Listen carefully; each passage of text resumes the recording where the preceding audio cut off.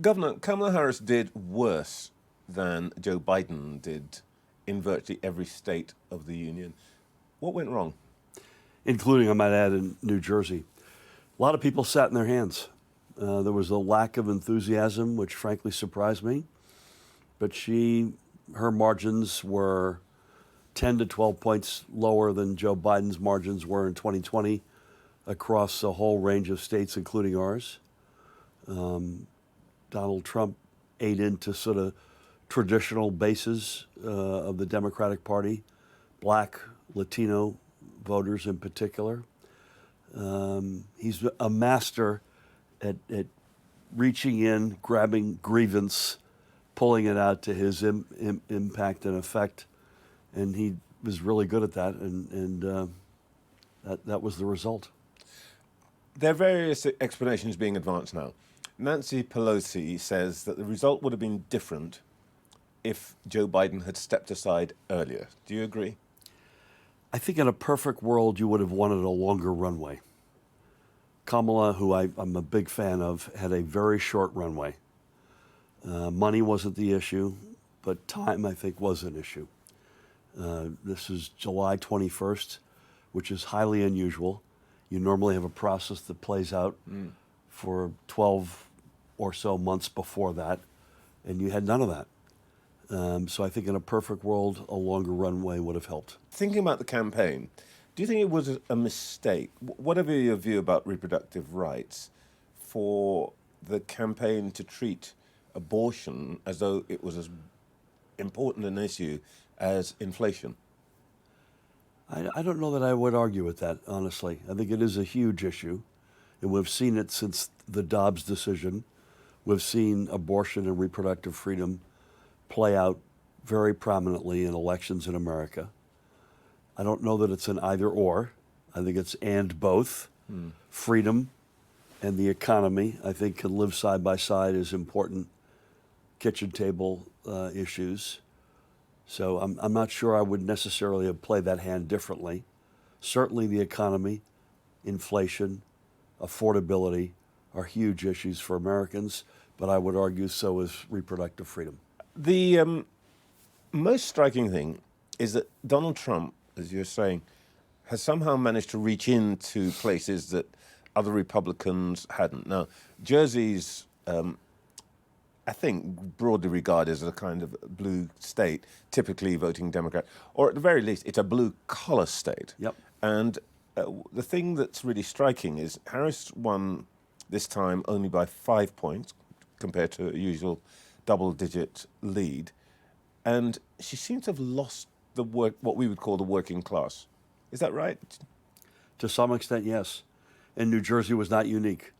New York, New Jersey, Illinois, Maryland, California, to pick 5 states that are very blue, if you will. The margins shrunk across those states anywhere from 10 to 12 points. In our case, 11. I don't know that that's a permanent shift. My gut tells me it is not. But it is a reality that this election saw a much tighter race in very blue states, and it's a reckoning for Democrats. It's a moment, it's a sobering moment to look in the mirror and figure out what's not working. Is it the message? Is it the messenger? Is it a combination of each? But a very sobering moment for our party. It is a striking thing that the votes that the Democrats had always thought were sewn up, minorities, working class people and so on, deserted it. Some people say that part of the problem is that Democrats have adopted a tone of condescension, of arrogance. We know better than the ordinary working person. Yep. Does that resonate with you? I'm not sure. I mean, there are several criticisms right now being launched against Democrats, and I assume each one of them has at least some amount of validity. Elitist, taking voting blocks for granted would be 2 of the big ones. We certainly haven't done that in New Jersey in our races. I'm proud to have won the African American vote 94-6 twice. So I don't think this is a permanent condition. But the other irony is Donald Trump, of all people, born of wealth, someone who's never lived in this. My dad didn't get out of high school. I had a very different upbringing than Donald Trump. To his credit, he's been able to tap into this, which makes it even more frustrating, I think, for Democrats. One of the things that could happen at the federal level, Donald Trump is promising tariffs. Yeah.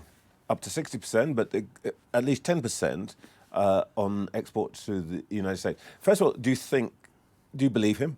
And secondly, what do you think? What impact would it have if he did do that? Yeah, I think it's a very bad policy prescription. First of all, I'll answer the second first. And do I believe it? I'm not sure.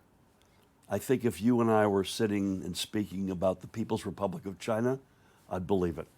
It's the one thing that unites, whether for good or bad, it's the one thing that unites Democrats and Republicans. I don't know that that makes sense, or even that he would pursue it against allies like the UK.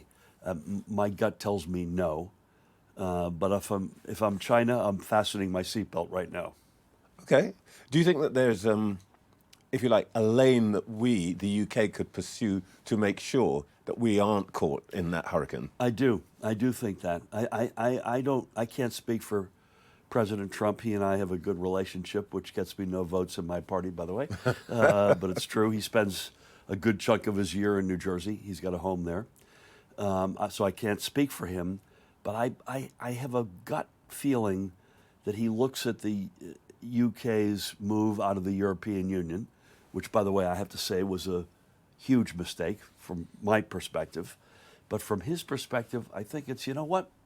These guys had the courage to pull out of this big bureaucratic blob. And I, Donald Trump, have some sympathy with the renegade who has courage. I think there's some of that. I think that's a card that can be played, and we'll see. That might benefit us if our Prime Minister was Mr. Nigel Farage, but unfortunately, from that point of view, it's Sir Keir Starmer. But I've been able to find common ground with President Trump, and I'm a proud progressive, although I'm a cold-blooded capitalist, which is probably the part of me that President Trump resonates with. We hear a lot about his deficiencies, the rambling speeches, the eccentricities, and so on. Tell me one thing that, in your relationship with him, you would say that's a good thing about Trump. He's a very different guy privately than he is publicly. My wife and I went to see him after he was shot in July, and we spent some time with him in Bedminster, which is one of his homes in New Jersey. A very different guy than the guy you see out on that stage. On the stage, there's lots of insults, there's lots of big statements. In private, he's an energetic guy. He's in good form for a guy who's 78 years old, I have to say. I envy that part of him for sure. He's in very good shape.